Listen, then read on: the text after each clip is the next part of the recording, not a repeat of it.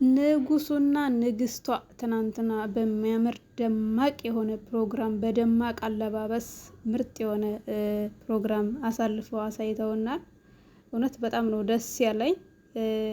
የሀይሜና የብሩኬ ወዳጆች በሙሉ እንዴት አያቸዋቸው? በጣም ፈታ እያሉ እየሳቁ ምናምን ነበረ። የምር ከዛ መካከል ብዙ ያሳቀኝ ነገር አለ። ሀይሜ በጣም አስቃኛለች፣ ፈታ አድርጋኛለች ማለት ነው። እና የምር በጣም ነው ደስ ያሉኝ።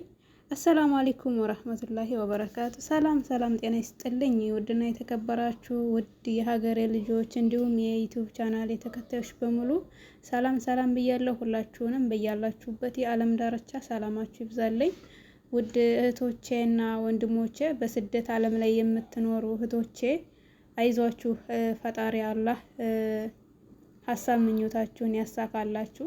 ቀጣይ አመት ደግሞ ከቤተሰቦቻችሁ ጋር እንድታሳልፉ በጥሩ ሁኔታ እንድታሳልፉ ያደርጋችሁ። ወላይ ያኔ አረፋ፣ ኢድ እንደዚህ ደግሞ አንዳንድ የክርስቲያን በዓላቶች ሲመጡ በስደት ዓለም ላይ ሆኖ ማሳለፍ እጅግ በጣም በቃ ያሳዝናል። ብቻ ዋናው ጤና ነው፣ ዋናው በህይወት መኖር ነው። ካለን ደግሞ የሆነ ጊዜ ቀን ለኛ ይሆንና በሀገራችን ላይ የምናሳልፍበት ጊዜ ይመጣል። አይዟችሁ ስላችሁ ነው። ውድ የሀገሬ ልጆች በሙሉ ሰላማችሁ ይብዛ፣ ደህና ሆኑልኝ እንጂ ካለን ኢንሻአላህ ጊዜ ደግሞ ለኛ ይሆንና በሀገራችን ላይ ሁሉንም ነገር ደስታውንም ሀዘኑንም ሳቁንም እናሳልፋለን ማለት ነውና አይዟችሁ፣ በርቱ፣ ጠንክሩ። በሰው ቤት የምትኖሩ፣ በማዳም ቤት የምትኖሩ፣ በበዓላችሁ ጊዜ የሰው ሰራተኛ ሆናችሁ ደፋ ቀና የምትሉ እህቶቼ የበታቻችሁን እያያችሁ በርቱ ማለት ነው። የሆነ ጊዜ ደግሞ ቀለኛ ይሆንና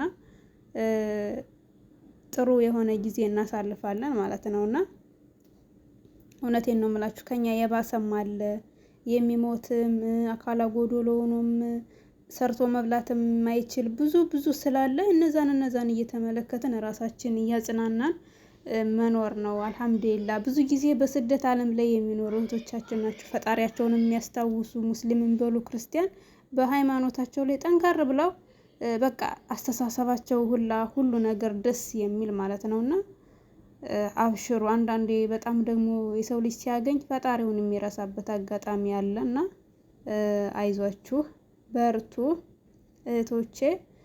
ቀጣይ አመት ደግሞ ከቤተሰቦቻችሁ ጋር የምታሳልፉበትን ጊዜ ያምጣላችሁ እላለሁ።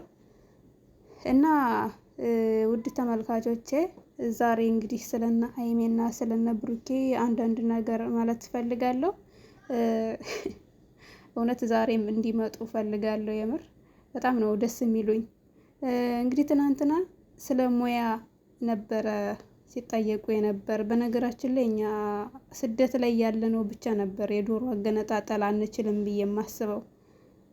እኔ በነገራችን ላይ ዶሮ መገንጠል አልችልም ነበረ። ዩቲዩብ ላይ እያየሁ ነው የተለማመድኩት። ያው ኢትዮጵያም እያለሁ በልጅነቴ ነበር የመጣው። ብዙም አላቅም ስለ ዶሮ መገንጠል እና እነ ሀይሚና ናኒ የምትባለው ይሄ ሀብ ሚስት እሷም አልችልም ዶሮ መገንጠል ምናምን ሲሉ ገረመኝ። እንደ ኢትዮጵያ ውስጥ ተቀምጦ ጭራሽ እንዴ! ምክንያቱም ያው ሁሌም ዶሮ ይሰራል ቢያንስ። እንዴት እስከዛሬ ድረስ ዶሮ መገንጠል አይችሉም እንዴ? ዶሮ መስራት አይችሉም ማለት ነው? እኔ ገረመኝ እንዴ! አረ በጣም ነው የሚገርመው እንዴ! ትልልቅ እኮ ናቸው። እና በጣም ገረመኝ። በስደት ላይ የምንኖረው እህቶች እንኳን ያው ዶሮ ብዙም አይሰራም፣ ቢሰራም የአረቦቹ የሚገነጣጥሉት እስከ አራት ላይ ነው የሚገነጣጥሉት። ከአራት ቦታ ላይ ቆርጡታል። በቃ እኔም እንደነሱ ነው ማደርግ፣ አልቸገርም ብዙ። እኔ ምን አገባኝ እነሱ ከተመቻቸው ብዬ ከአራት ነው የምቆርጠው። ግን የሆነ ጊዜ በቃ እንደ ይሄ እኮ የራሳችን ባህላችን ነው ዶሮ መገንጠል፣ የግድ መልመድ አለብኝ ብዬ ዩቲዩብ ላይ ሰርች አድርጌ እንዴት እንደሚገነጠል መልመድ ቻልኩ ማለት ነው። የግድ መልመድ አለብን። እውነት ነው ኢትዮጵያ ውስጥ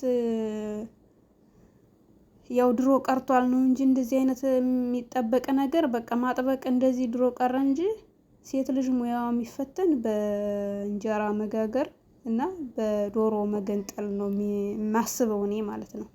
እንጀራ መጋገርም እንትን ከባድ ነው ማለት ከመጀመሪያው ጀምሮ ጤፍን ከማበጠር ከማጽዳት ጀምሮ እስከ ማስፈጨት ከዛ ማቡካት ምናምን ነው። ሰው ያዘጋጀውን ብድግ አድርጎ መጋገር ሳይሆን ራስ አዘጋጅቶ ምናምን ያ ራሱ አንድ ፈተና ነው ማለት ነው። የሴት ልጅ የምትፈተንበት አንዱ ሙያ ነው። አሁን አንዳንዶቹ ዩቲዩብ ላይ እንጀራ መጋገር ቻልኩ ምናምን የሚሉ አሉ። ያ ሰው ያዘጋጀው ነው። ወይም እናቶች ምናምን አዘጋጅተው አቡክተው ሁሉን ነገር አዘጋጅተው ከጨረሱ በኋላ መጥቶ መጋገር ይሄ ሙያ አይደለም። አንድ ሰው ይሄ ነው ሙያዬ ሊል አይችልም። ከመጀመሪያው ጀምሮ ጤፉን እስከ መልቀም እስከ ማጽዳት ከዛም በቃ ማስፈጨት ዱቄቱን ማጽዳት አይደለ? እንደዛ ካደረጉ በኋላ ነው የሰው ልጅ ሙያው የሚፈተን እንጂ ዝም ብሎ ከመሬት ተነስቶ ሰው ያዘጋጀውን ሊጥ ወይም ደግሞ አብሲቱንም ሁሉንም ነገር ቀላቅሎ አዘጋጅቶ ሰው ያቦካውን ምናምን ከዛ በቃ ብጋግረው እኔ አይደለሁም ያንን እንጀራ ጋገርኩት የሚባለው አዘጋጀሁት የሚባለው ማለት ነው። ትክክለኛ የሴት ልጅ ሙያዋ ሴትነቷ የሚፈተነው ጤፉን አጽድታ በጥራ አስፈጭታ ከዛም በኋላ ዱቄቱን ይነፋል። እዛ ያው የሚቀላቀልበት ነገር አለ፣ ብዙ ነገር አለ። አብሽም ያደርጉበታል። ወላይ አብሽ ደግሞ በጣም አሪፍ ነው። ከዛ ደግሞ አብሲት ምናምን አሞቀው ያደርጉበታል። ከዛ በኋላ ነው በቃ ራሷ ጋገረችው የሚባለው ሌላ ሰው ባዘጋጀው አይደለምና። እና ትናንትና ሀይሚና ማን ነበር ስሟ ናኒ የምትባለው ዶሮ መገንጠልም መስራትም ምን መገንጠል አንችልም ምናምን ሲሉ ሰምቻቸው በጣም ገረመኝ። ኢትዮጵያ ይሄን ያክል በቃ ነገሩ ሁላ ቀለዋል ማለት ነው። በቃ እንዴ አንዲት ሴት እኮ እንደዚህ ይሄ ቀርቷል ማለት ነው። የምር በጣም አሪፍ ነው። እና ወላይ ትንሽ ይከብድ ነበረ ማለት ዶሮ መገንጠል ማለት እኔ ወደ ስንት ጊዜ ሰው ያሳየኛል በቃ እሻልለኝ ነው ያለ በቃ እምቢ አለኝ፣ አስቸገረኝ፣ በቃ እረሳዋለሁ። ግን ሰው እያያችሁ በተለይ የሆነ ነገር ስራ ስትለማመዱ ሰው እያያችሁ ምናምን በጣም ነው የሚጨንቅ።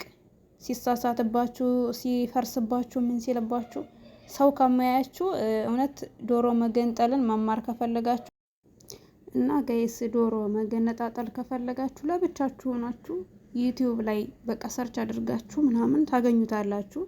እዛ ላይ መማር ትችላላችሁ ማለት ነው።